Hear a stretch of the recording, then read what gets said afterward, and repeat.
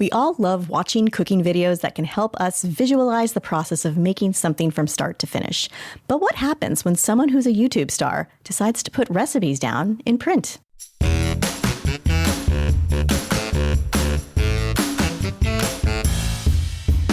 Welcome to Everything Cookbooks, the podcast for writers, readers, and cooks. This is Kate Leahy, and I'm here with Kristen Donnelly.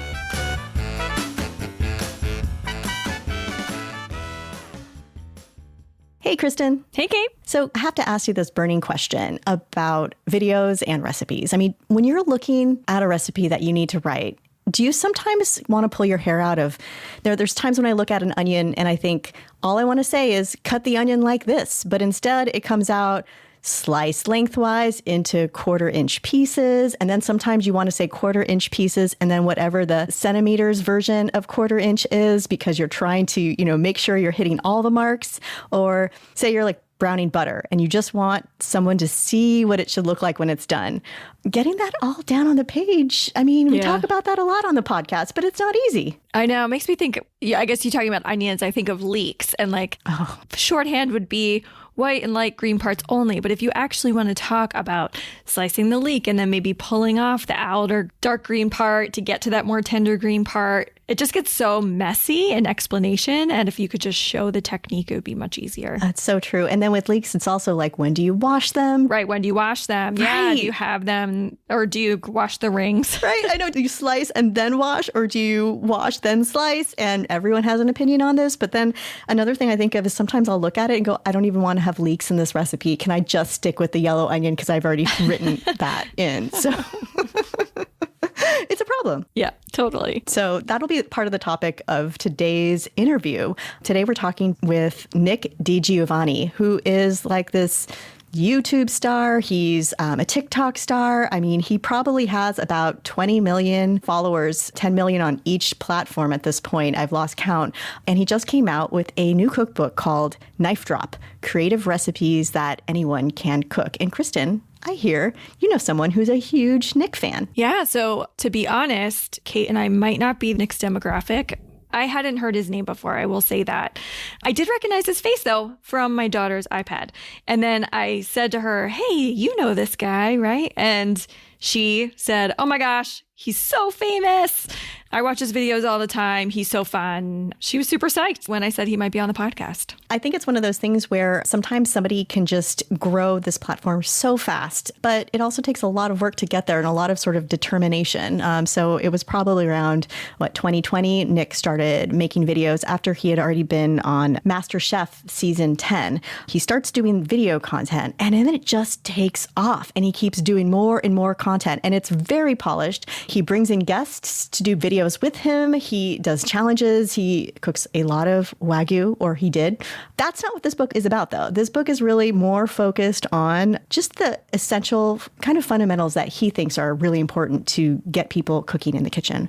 But one of the things he also does is he kind of ties in that video side of what he does with the book. And we're going to talk a little bit about how he uses QR codes in his book and in his recipe writing. And this was not the first cookbook he put together, but we will find out more in the interview. So with no further ado, let's get him on.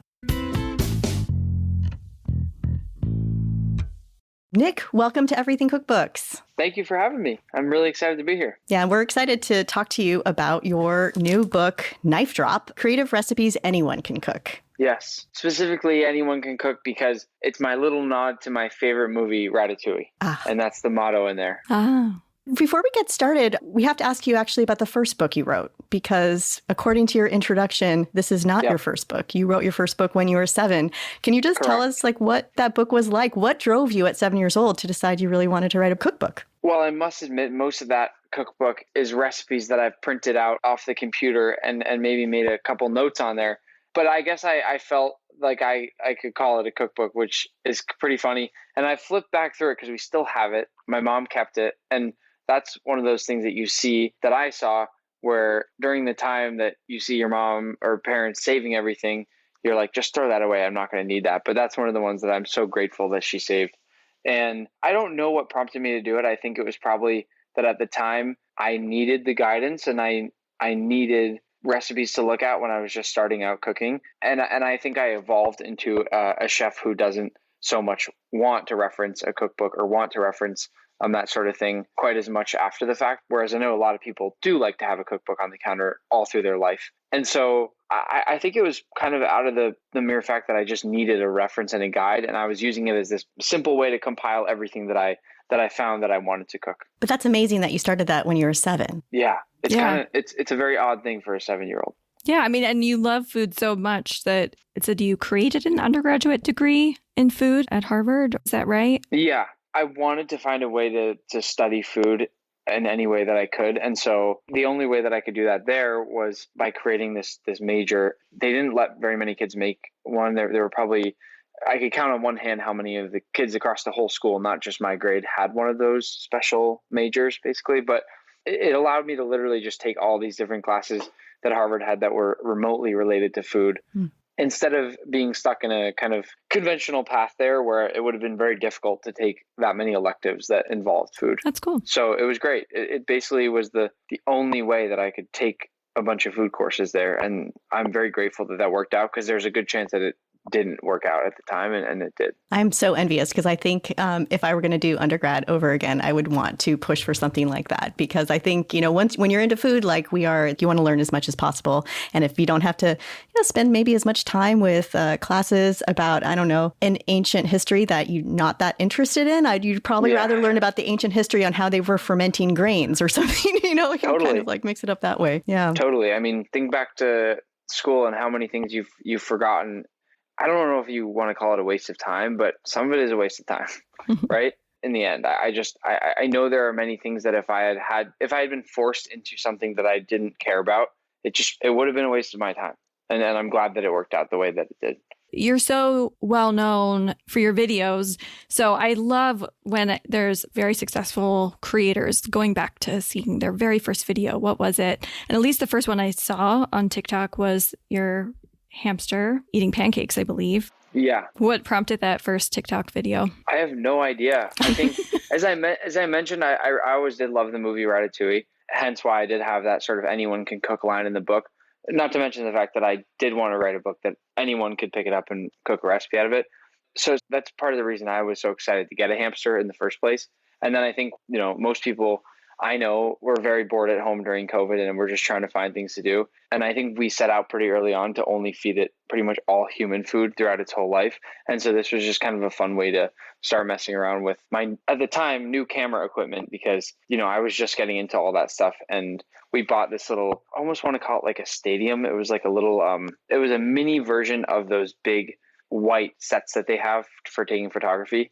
And so we were using that to shoot all the videos. We had like light coming in there and all that stuff. It was really fun. It was a good way to pass the time, and it was just fun. When you bought that equipment, did you know you were going to start doing some cooking videos and that happened to be the first one? Or was it more like you put up a video for fun and then you were like, oh? I think we bought that stuff because I think we shot a video at first. It was kind of scrappy. It was just probably with an iPhone. It was just, and then when it went viral, I think that's when we ended up buying the bigger sort of set, still mini, for the hamster. But it was kind of this really funny thing that just one thing led to the next, and then we had this hamster online that so many people knew and loved, which is pretty cool. Right. The thing about it is that you've had this really successful career on camera doing videos.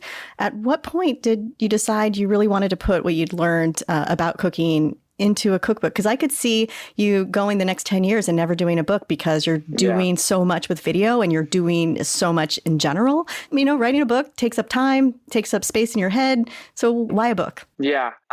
I mean, I'm not at the stage right now where I think I'd be opening a restaurant. It may come soon, it might not. And then right now, the difficult thing for what I'm doing is that it's really sometimes hard to connect with your audience, with all the people that are watching your videos. And I think that creating Osmo, the salt company that I have, was one way where it was like, okay, this is great. I can create these really fun, unique salts, and then I can ship them all around the world. And if someone wants to buy one, they'll have this in their kitchen, and I was a part of it. I created this flavor of salt or whatever it might be, and they have that in their kitchen now. And that's like a nice little connection that I can build with that person, or at least share with them. And the cookbook, I think, was just the next step towards that, in terms of just connecting with all the people that have watched certain videos in the past. But also I had all this information that I've learned over the years And then I'd been in different restaurants training, and I'd learned from different family members, and I've been lucky to travel to different places. So it just sort of seemed like this perfect fit to take on this challenge of writing a book and finding out how to really boil it all down into 100 recipes, which was difficult. Yeah. Yeah, I was going to ask like how you came up with the recipe list, because some of it mirrors, it seems like, what you do in videos, but a lot of it's like very doable food. It's not a lot of like chefier recipes, which you might do on video. Yeah. I've been thinking about it a lot. When I set out to write this book, I know that a lot of the recipes that I make online are kind of crazy and out there, like the Wagyu. But how many people actually want to go home and buy a Wagyu steak for $300? It just doesn't make any sense. So those, I think, are fun and eye-catching. And for most of us, those are very much not accessible. And I'm not buying those for a regular weeknight meal for myself even. They're for the videos, and they're really fun. And I like sharing that with people. But the book is very much sort of more basic, as you said, just simple, albeit very creative and fun recipes. And then to go back to sort of the earlier part of your question is like, how did I create the list? I think it was hard to narrow down and choose what I actually wanted to put in there. And I think I probably could take the remainder of the recipes that I didn't put in there and put them in a whole nother book, because I had a bunch that I just cut and I couldn't fit in there. I mean, I just ended up laying everything out, looking over this list over and over and over again, and just eventually kind of picking one by one. Okay, this one deserves to be in there. This one deserves to be in there. I tried to have a nice kind of wide variety of them. And I think what's cool is I could tell you, if you name any dish in the book, I could tell you some sort of story behind it or some sort of reason why it's there. Actually, I have to ask you about the soup chapter. Yeah. Tell our listeners about the soup chapter. What were you thinking there? Kristen and I had a good laugh about it. I'm glad. That's awesome. Okay, so the soup chapter, when you flip open to that part in the book, it just says error not found. And I thought that was kind of fun because I wasn't going to put soup in there, but I also wanted to throw that in there because I've certainly met people before they're not the biggest fans of soup. And don't get me wrong, I love it. I love a soup once in a while, time and a place. There's always room for a soup. And I snuck a few soups in there. There's a tomato soup that goes with the grilled cheese, but there's no soup section. I just thought that would be really kind of fun and funny. It's never been my favorite. I just couldn't really justify any soup, at least that I have in my background of food. I couldn't justify any soup beating out a different savory recipe to be in the book. And so that's the reason I cut it. And I figured we might as well have some fun with it. But the funny story there that I'll tell you is that I was at the warehouse, the publisher. They told me they had totally freaked out when they saw it because they thought that there was a total misprint and that the book had this huge issue.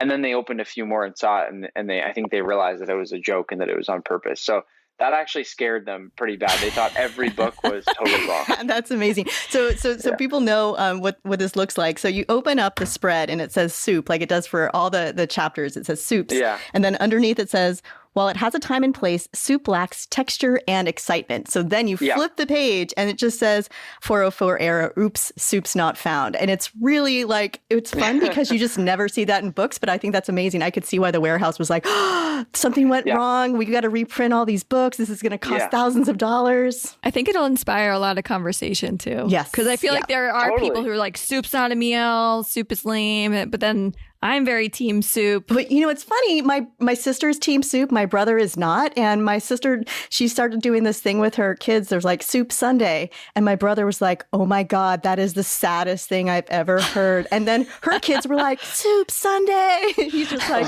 I'm watching football. I don't want soup. Yeah. No. It's a polarizing topic, I think. Polarizing enough that, like you said, I think there will probably be some discussions about it. I guess there's a lot of routes you can go there with food, whether it's chunky or creamy peanut butter or pineapple on pizza, that kind of stuff. But soup, I hope I don't give the wrong message that I fully hate soup. It didn't deserve to be in this first book for me. I think the second book should just be soup. It'll be the soup book. And you could just call it the soup book. See, this is the missing chapter. Yeah. It could be. That could be fun down the road. That's a good idea. Yeah. So your publisher is DK Publishing. DK, Penguin Random House. Yep. How did that come about? Yeah, I love the team there. I think just sometimes you talk to someone or you talk to a group of people and you hit it off. And we seem to be a really nice fit, a nice partnership. From the leadership team there all the way down to like anyone that I worked very closely with every single day on the book. I was very comfortable with all of them. I certainly had kind of like a few initial calls to talk to different publishers because I'm diving into this for the first time ever when I'm starting out on it, a year ago when we started this process.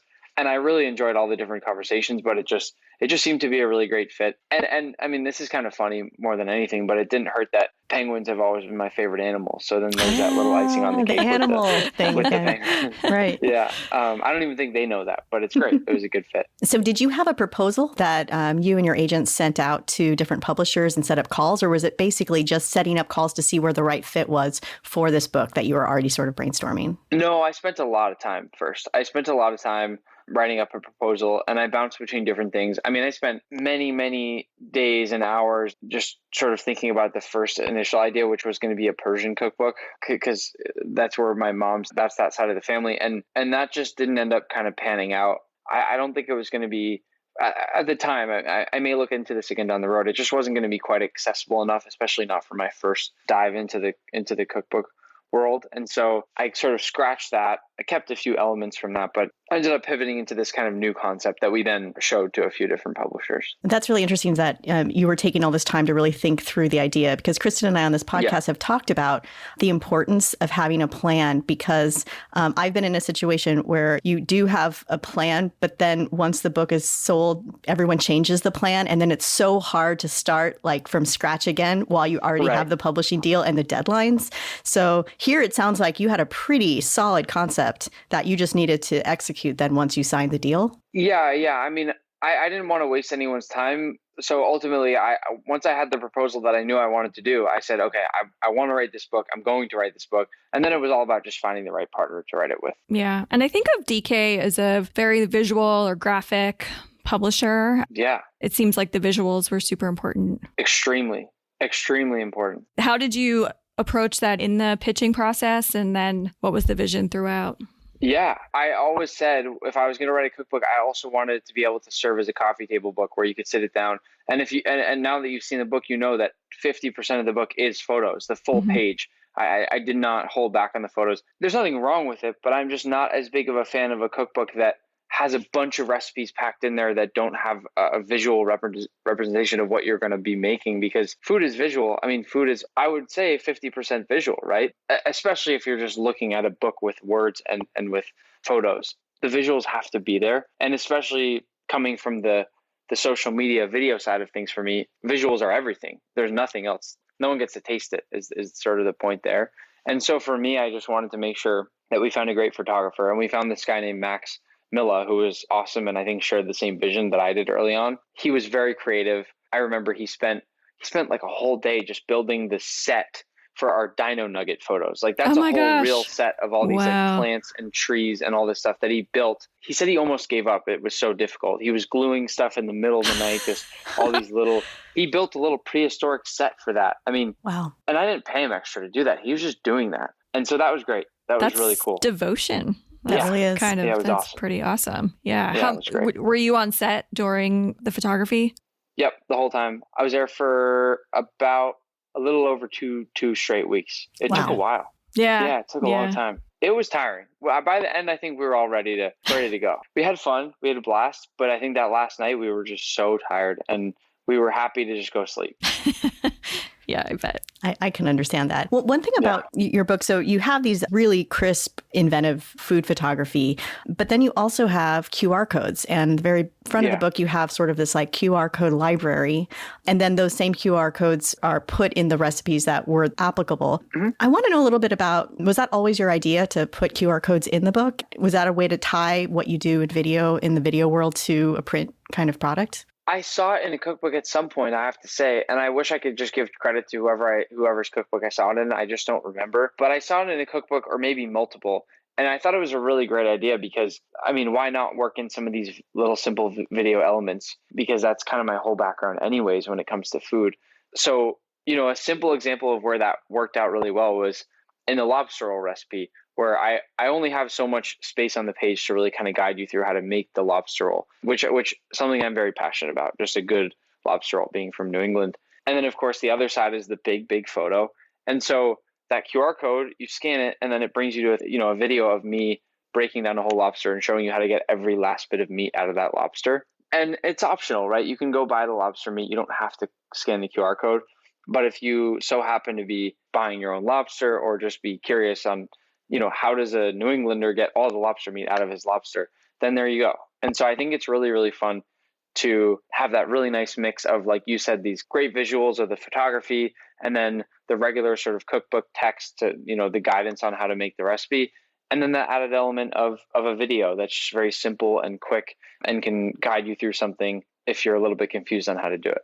I do love it because Kate and I both write a lot of recipes, and we write recipes for chefs a lot of times. And you will sometimes spend so many words like explaining something like breaking down a lobster if you want to be very specific, or even building a sandwich. Like sometimes writing a sandwich recipe, it's like so many words. And it's like if you just had a little video where you're like 100%. Yeah. I got so confused on the sandwich parts with like how many slices of bread.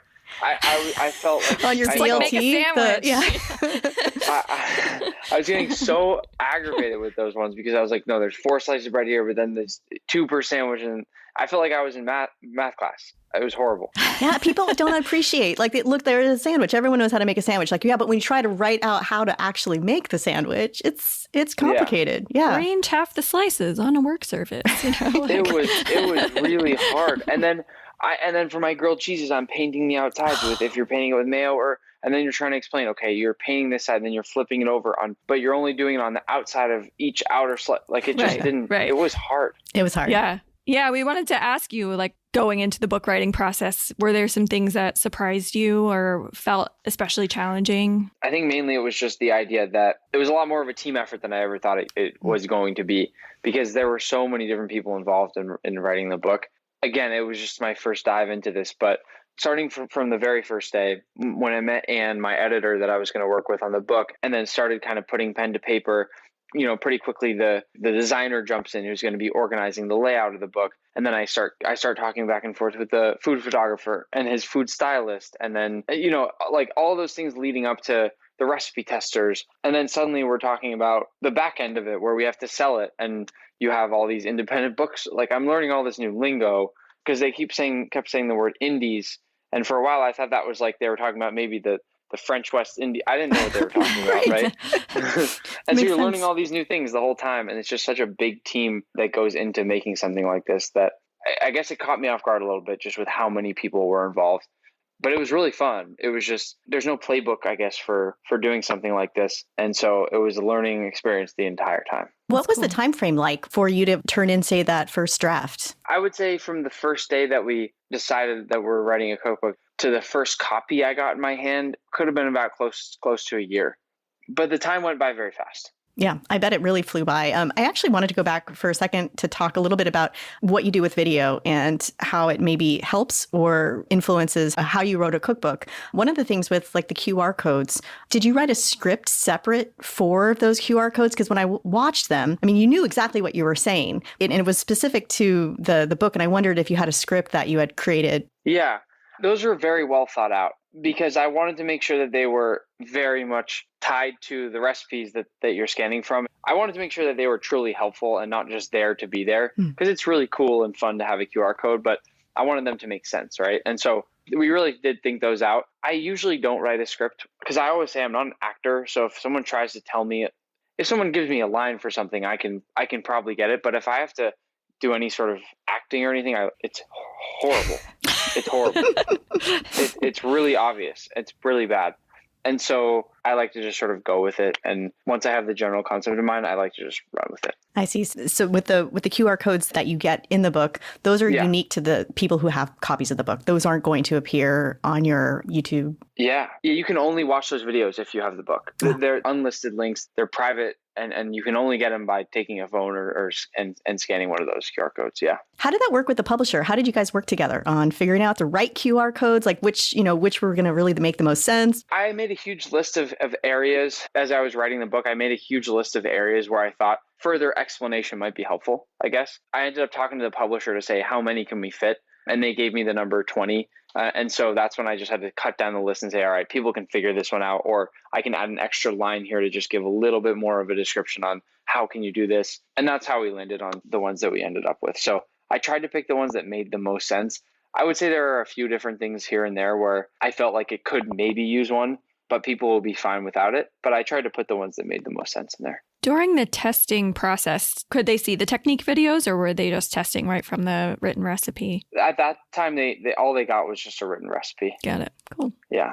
Did that help inform what to say in the video? I think, I mean, the recipe testing helped a lot in a number of ways, but the recipe testing, I think the first round of feedback I got on that, I keep saying how much I learned during the process. Yeah. When I got the feedback there, I think what I really learned was like, okay, everyone's oven is very different. And like, yeah, I'm pretty sure everyone's using a different size spoon, and it like everything is different, right? Or you might live like a higher elevation. It's crazy. And so that opened up a whole new can of worms that I had to just figure out, how do I combat and fix all this stuff. Yeah. So true. I think I'm in the process of doing recipe testing now, and I'll get the feedback back from my excellent recipe tester. And it's just like, oh, yeah. Or, oh. And it's like, medium saucepan or medium pot versus large saucepan versus whatever, grill, charcoal versus gas versus any number of things. Yeah. How many testers did you work with? It was mainly just a close friend of mine, and then a tester from DK. Okay. Because that was totally a new thing to me as well. But I kind of sent a few out to like close friends to just say, hey, what do you think of this? For instance, there's a barbecue ribs recipe in the book, and I'd gone to Texas and filmed a video on a barbecue spot that's huge there. And I figured, why not send this recipe to Todd, because he knows barbecue better than anyone I've ever met. And he that's cool. messed around with it in his kitchen. So that was great. I had different friends in different backgrounds. I have a guy who I think makes the best pizzas in the world, and I sent him my pizza and asked what he thought. So I tried to really do as much double checking as I could. Mm-hmm. And then you do have a chapter in the back that's friends of yours, recipes from people that you respect, that you like their food. How did that come together? Well, when I was writing the recipes, I was kind of thinking about some of the bites that I've had over the years that I thought were really exceptionally good. And one that jumps to mind is Joanne Chang's vanilla buttercream frosting. She calls it her crispy buttercream frosting. She's local to Boston, and I'd met her a few times, and she has some, very successful bakery chain here among some of her other ventures and things, but she makes the best frosting I've ever had. And I would just sit there and eat it whenever I was at these events that she'd be at. I would eat. I mean, I ate enough frosting that I was probably eating at least a stick of butter every time I saw it, That's good frosting. I know it sounds crazy, but it's just, so I just figured, I thought about that. I thought about the wings that I'd made with this close friend of mine who's another food content creator. And I just sort of figured, these are so good. I wonder if I can convince these people to jump in here with me. Right. And share their recipes with the world.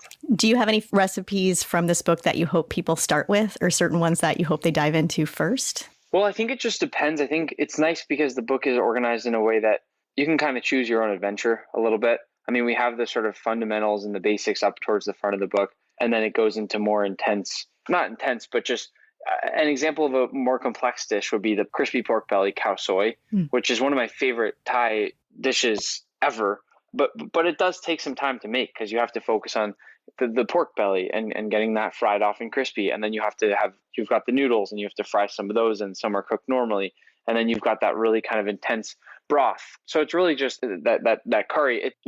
I think it's nice because if you want to start from the very beginning and read through those tips and tricks and start with the very basics, brown sugar might be a little extra basic, but that's a fun one. Well, I was going to say, yeah, I mean, it is basic, but it's cool. Like, I don't think most people think like, oh, if I run out of brown sugar, I can mix together sugar and molasses as a substitution, or making your own flaky salt. Yeah, I thought that was cool. I've never seen a recipe for making your own flaky salt in a book recently. So yeah, that was awesome. Yeah, I think it's fun. With the caveat that some people have made fun of me for the fact that if they don't have brown sugar in their pantry, why on earth would they have molasses? But I disagree, because sometimes you just have those little boxes of brown sugar and you just run out. Yeah. But you have this thing of molasses you probably haven't used in a year or so, and it's sitting there. I don't know, or it's like your brown sugar is hard as a rock and you don't feel like dealing with it. So. Exactly. Even if it saves a couple people from an extra trip to the grocery store when you're trying to make these late night cookies or something like that, then I'd be happy. So there's a lot of fun little things in there that, again, they all have a story behind them. They all have a reason. And the brown sugar is because I made a video one day telling people that brown sugar is just molasses and regular sugar, and people lost their minds.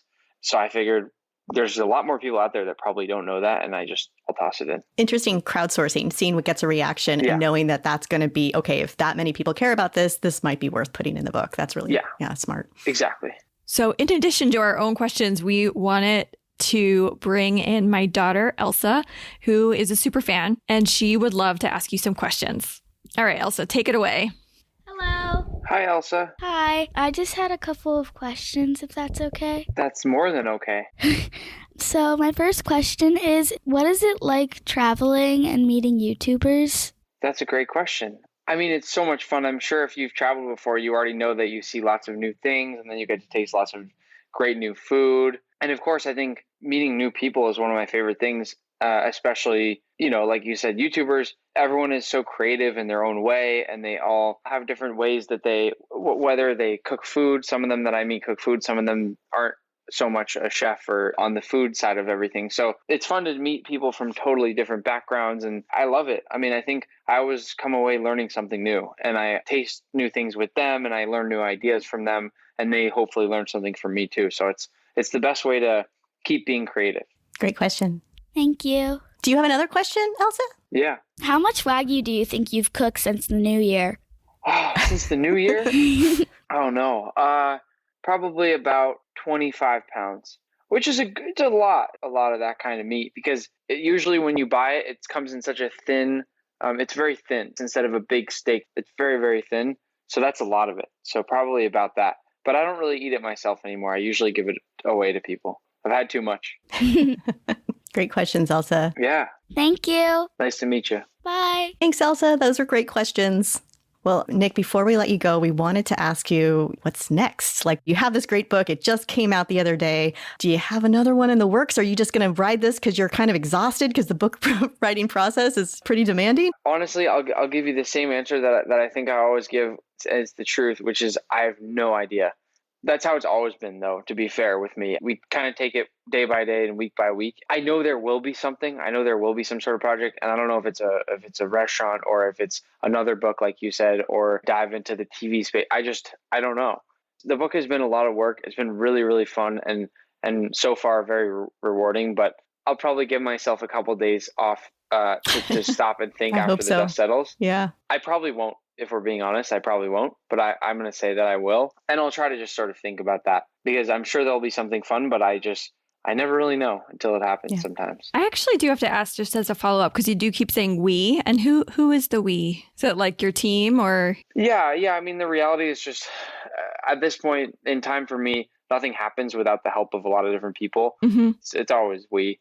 It encompasses a lot of people. Got it. Cool. Do you have any, parting words of advice for somebody who's maybe a first-time cookbook author? Anything that kind of maybe you wish you had known going in? I would say I would give the same advice as I would give the advice I give for someone going into the kitchen for the first time, which is just don't overthink things and just be fearless and try to have fun with it. Because I think, again, that's the way that I think you should be cooking, and the mindset that you should have when you are in the kitchen it's the best way to make good food, is to go in there and be fearless and just cook what you love. And so if you just put everything you love onto paper, you'll have a good cookbook, and you'll have a cookbook that you're proud of. Wise words to end with. Nick, it's been a delight talking with you. Congratulations again, and thanks for stopping by. Yeah, thank you so much. Thank you both so much for having me. Thank you for listening to Everything Cookbooks. Send us questions or comments through our website, everythingcookbooks.com. You can find more episodes on our website or wherever you listen to podcasts. Any book mentioned on the show can be found on our affiliate page at bookshop.org. If you like what you hear, please leave us a review. As always, thanks to our editor, Abby Cirquitella. And until next time, keep on writing, reading, and cooking.